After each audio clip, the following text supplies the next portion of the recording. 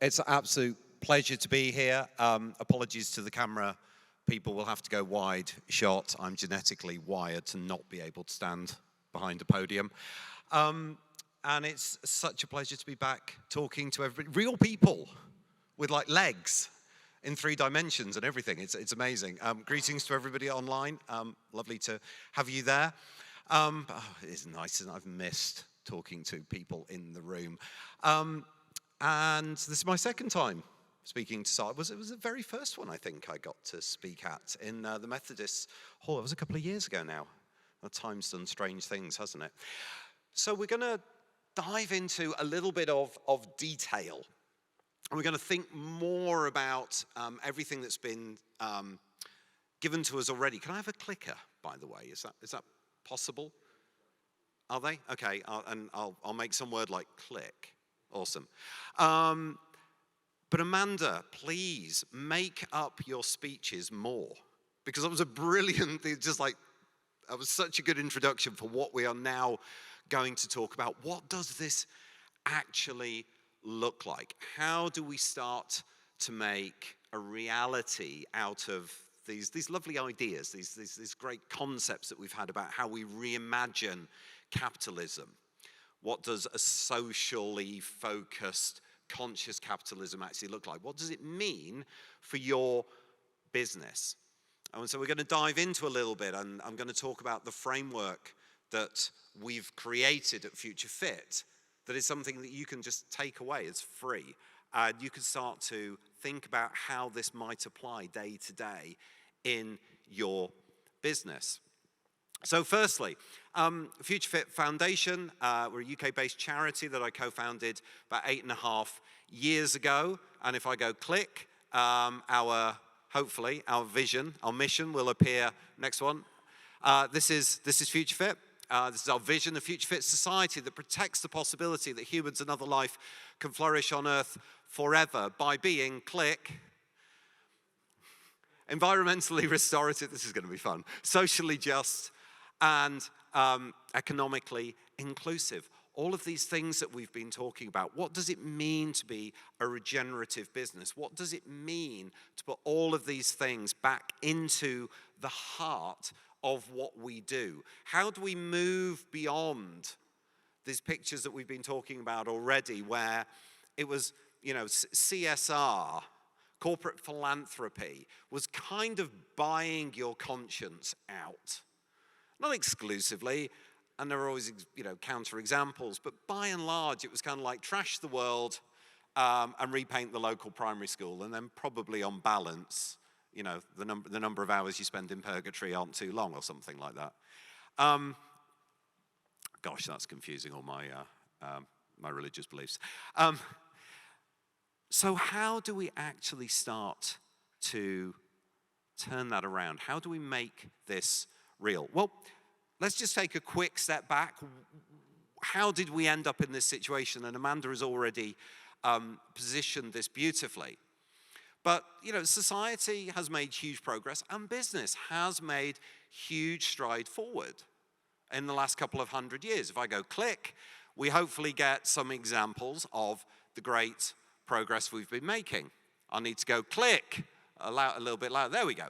And so, we have done great things in terms of absolute numbers of poverty reduction, life expectancy, etc., etc., etc. All of these things. Far from solved all of these problems. If we'd solved these problems, we wouldn't need the Sustainable Development Goals. We wouldn't need Christian aid. But we have made some great strides forward. But of course, this has come at huge cost. And as we all very well know from that small gathering up in Glasgow, there's one particular issue at the moment, which we all absolutely have to be taking very seriously. We go click. The IPCC report that came out a few years ago now and really raised the issue of climate change, the need to get down to a 1.5 degree ideal target. And of course, I'm sure you've all been following the press. I'm not going to repeat everything that's been said over the last couple of days and weeks. We all know that this is a major issue, and we all know that we're really nowhere near where we need to be.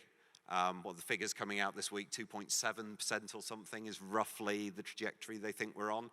That's better than it was, nowhere near where it needs to be. And the problem that's underlying all of this is this idea of exponential growth. If I go click, we'll see a whole load of slides. You might have seen some of these exponential graphs before that show the social and environmental growth that's occurred since about the 1950s. If you can't see the detail too closely, basically most of those curves start to kick up at around the 1950s. So the top left, world population, underneath that, urban population, on the right-hand side, carbon dioxide, nitrogen, nitrous oxides, methane, etc. All of this stuff, since we came out of sort of post the Second World War era into the boomer era, and everything has just gone nuts in terms of growth, because that was the model that we set up. That was the model that we created. Growth, growth, growth. Growth is good. Growth is everything. Growth is what we need. Here's a small problem. Okay, I'm an engineer by training. My degrees are in engineering. So I'm an applied physicist, and physicists are applied mathematicians. So I like maths. But here's a very, very simple mathematical problem for you. We live on a finite rock. Yeah? We live on a finite rock that is floating around in space. What we have is what we have. The only thing we get replenished every day is sunlight. And thankfully, God's grace. But that is all we've got. That is it. Once we've used it up, it has gone, or we've transformed it into some other form of atom. That is exponential growth. That means it keeps growing, it gets bigger, and it gets bigger, and it gets bigger, and it gets bigger. You do not need to be a mathematician to know that you cannot have things keeping getting bigger in a finite box. Right? At some point, you're going to burst the box, burst the bubble, whatever analogy you want to use. We cannot have continuous finite growth, infinite growth, sorry, in a finite system. It does not work. At some point, you are going to smash through the boundary conditions. And of course, that's exactly what we've done. We've burst through the planetary boundaries, through the societal foundations. Some of you may be familiar with Kate Raworth's economic donut model.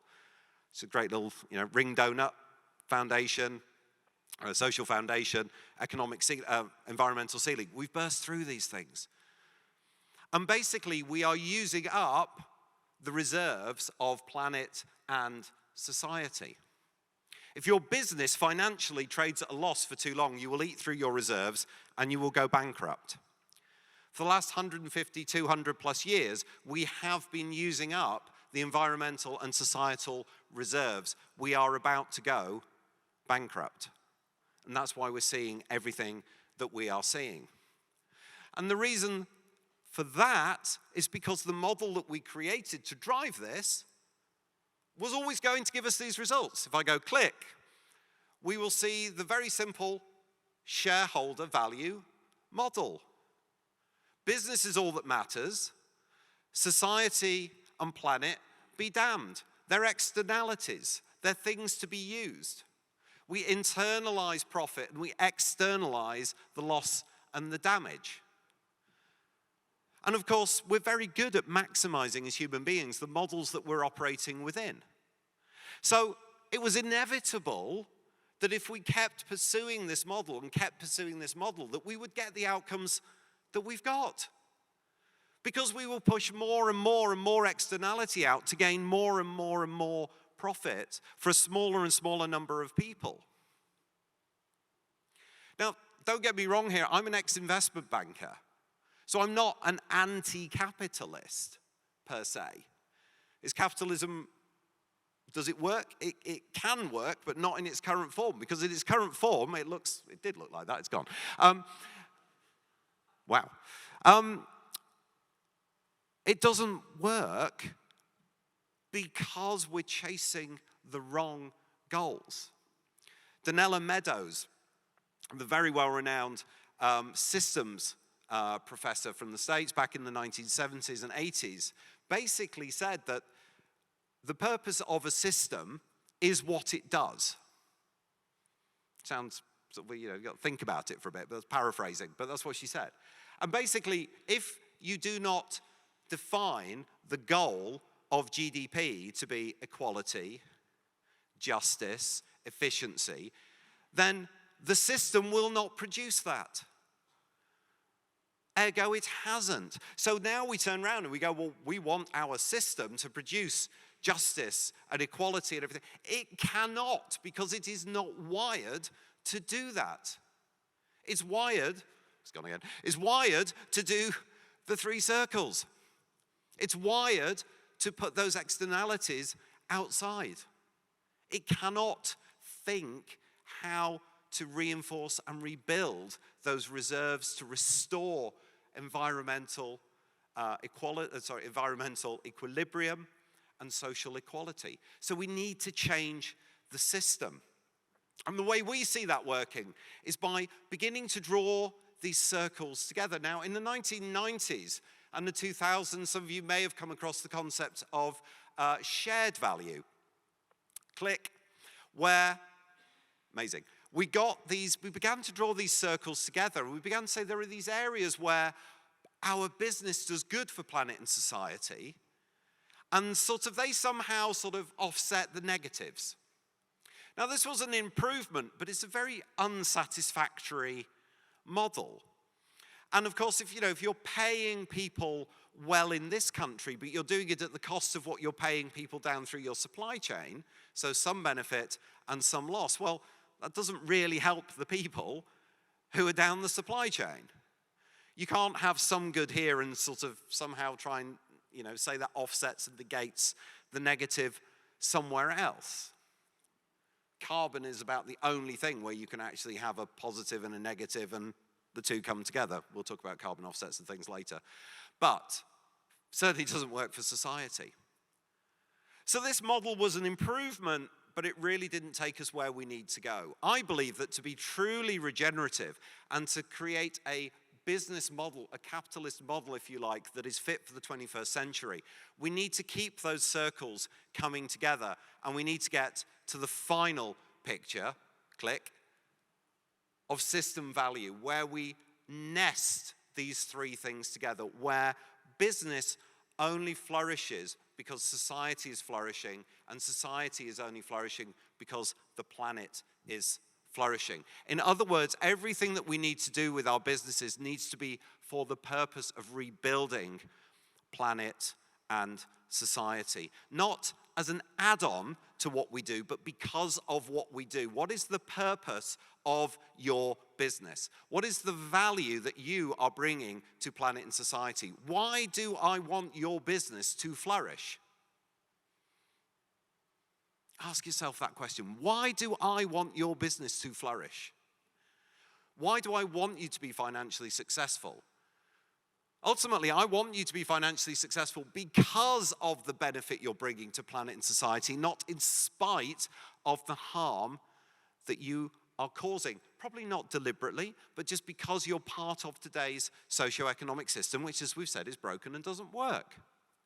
So how do you rewire your business so that that becomes the purpose? What is the value that you are bringing?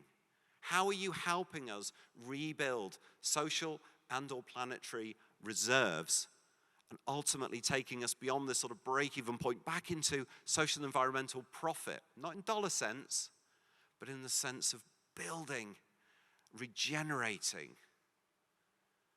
Wouldn't that be an amazing vision if every business got there? That's the vision of Future Fit. That's what we're trying to achieve. Now, if we go back to the slides, if we go to the next one, please. Hands up, who knows what these 5 things are? Who's got an MBA? Who's done a business course? Come on, somebody here. Yes, sir.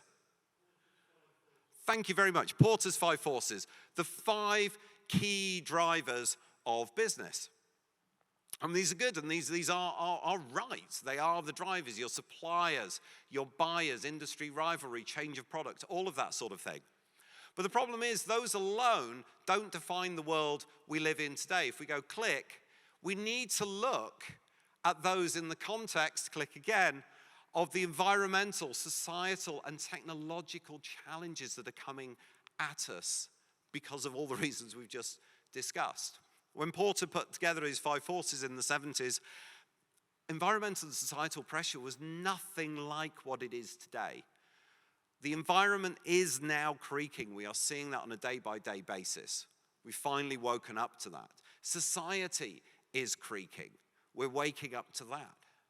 But the pressure that all of this has on your business is very real and very now. Whether or not you care about them, for ethical or moral or whatever reasons, these things are impacting your business, and if you are not thinking about them in the way you are operating your business is going to be severely disrupted by them at some point very soon. In fact, I would say hands up anybody whose business hasn't been very severely disrupted over the last 18 months. Yep, thought so. Okay, nobody's putting their hand up. Thank you. That would have been embarrassing. We are in the middle of a huge socio-environmental pandemic right now. So we're seeing these pressures pile down on our business. So we have to be adapting, both because that's how our business will flourish, and both, I would strongly argue, because that is the right thing to do. That coalescence of value and values together. So what we have to be doing is, if we can go click again, we have to be thinking about how we enrich our systems intelligence. How do we understand all of these things that are going around us to redefine our business so that we can become responsible, take account of our negative actions, to be regenerative so we start to rebuild, and ultimately resilient because we are responsible and regenerative. So what does that look like? If we go to the next slide. This is our blueprint, as we call it, for a regenerative business. 7 properties that we ultimately need every business to be able to say yes to. You're not producing any waste. Your energy is from renewable sources. The water that you use and the natural resources that you use are responsibly sourced. The environment is free from pollution. Our physical presence looks after and preserves the ecosystems and communities within which we're operating. And the people that we interact with, whether it's the communities where we're working, whether it's our customers, whether it's our staff, have the ability to live a fulfilling life. And then an important 8th property that sits underneath all of these, click. Thank you. Social norms, global governance, and what we define as economic growth underpins all of these things. Can any of you say that honestly, truthfully, that your business right now is in this position? I've spoken around the world on this one. Nobody's yet been brave enough to put their hand up. I'm looking forward to the day when they can. I want to be wrong on this one day.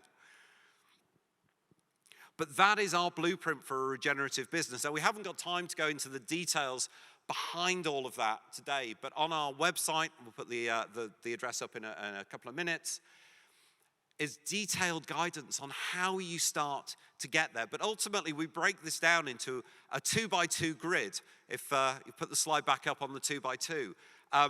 Everybody who's ever done any form of consultancy loves this because everything in life comes down to a 2x2 grid, right? So your direct and your indirect harm, your positive and your negative impacts. In the bottom left-hand corner, click, we need to take responsibility for our negative impacts. We need to take ownership of those, and we need to start reducing and eliminating them. Sat behind this in our toolkit, what we call the Future Fit Business Benchmark, 23 break-even goals, 23 things that you must be doing to be able to eliminate your negative impacts, using 100% renewable energy, not having greenhouse gas emissions from your operations or your products, paying everybody at least a living wage, paying the right tax, probably the least popular of our 23 goals. Ironically, one of the easiest to actually achieve if you try. Hopefully all of you here would do that one. But 23 goals, environmental, social, governance, focus, with detailed guidance on how you actually do that. What does it mean? How can you start to figure out where you are today versus where you need to be and start to make those improvements. Simultaneously, there are 3 ways that we can also add value and move the rest of the world forward. So if we do 3 quick clicks, we can help others, thank you, to eliminate their negative impact. We can go beyond break even into positive regenerative territory ourselves.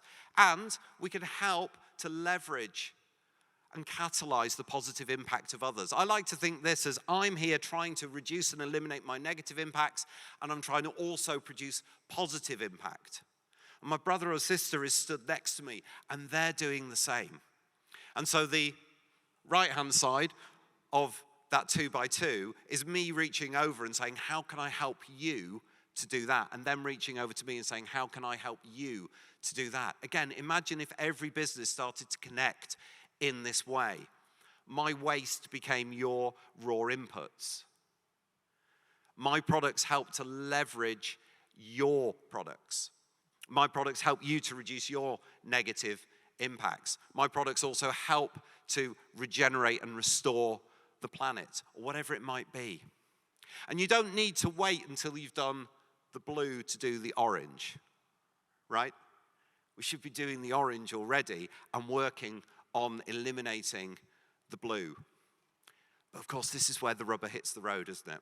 This is where it gets really hard, because we're working in a system that is hardwired to be causing the negative harm, because we've built on a system that, as we showed, was this sort of shareholder primacy model. So we're addicted to fossil fuels. We're addicted to fast fashion. Well, clearly I'm not, but some people are. We're addicted to cheap stuff, which if we were paying people a living wage in our own factories or down through our supply chains, things are going to be more expensive. So I can only have less. Do I want less? Am I prepared to take that step? And that means my business is going to sell less. So it suddenly starts to get really, really tricky, because we have to be completely redesigning, utterly, radically transforming and changing the way we do business. And this is hard. We've got a great toolkit. We spent 8.5 years working with experts around the world to put this together. That was the easy bit, because now you and everybody else have to kind of figure out how on earth you change your businesses. But we have to do it if we're going to have a truly sustainable future. If we're going to have any chance of keeping global warming in the 1.5 to 2 degree range, if we're going to have any chance of helping the least developed countries in the world to actually take a step forward. These are big, big, big challenges. I would actually say at the heart of it as well is a complete need for a spiritual reawakening around the world. William Wilberforce is one of my great heroes, and his book on the abolition of slavery is a fantastic read. But interestingly, the title of the book is The Abolition of Slavery and the Reformation of Manners. Which a lot of people don't know. And it's a wonderful Victorian expression, isn't it? The Reformation of Manners basically means rediscovering that compassion, that social heart that even Adams had when he wrote, what was it, back in the 1700s? I forget exactly when his books were written. But actually this need for compassion at the heart of society, and therefore at the heart of business, utterly needs to be rediscovered as well. And hopefully that's where SALT is different, where this conversation is different to the usual stages I stand on and have this conversation. Because I think we can bring that element as well. I hope we can. And I think we desperately, desperately need to. So I'll bring us into land there. One more slide just to throw up. Let's just put all of that in context. If you could just click through the reveals there.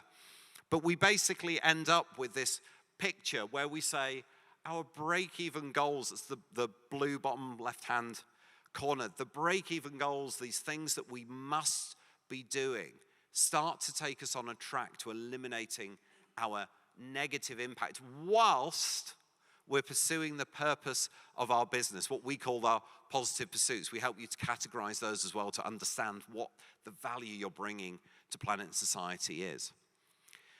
But please take a look at our website. So it's an open source framework. So go and download it, take a look, start to use that to help guide how you could think about doing things differently. I'd love to chat to you about it. I'd love to hear your stories about how you found it challenging or how you found it helpful. We've got multinational corporations down to the smallest enterprises around the world starting to use this to help guide them to transform their business. But thank you for listening. If you didn't find it amusing, then please tell me, but I'm not going to change my biography. But it's been so great. Just the atmosphere in here is fantastic this morning, and I can't wait to hear the conversation. I know Amanda and I are going to have a chat on the sofas, I think, in a minute.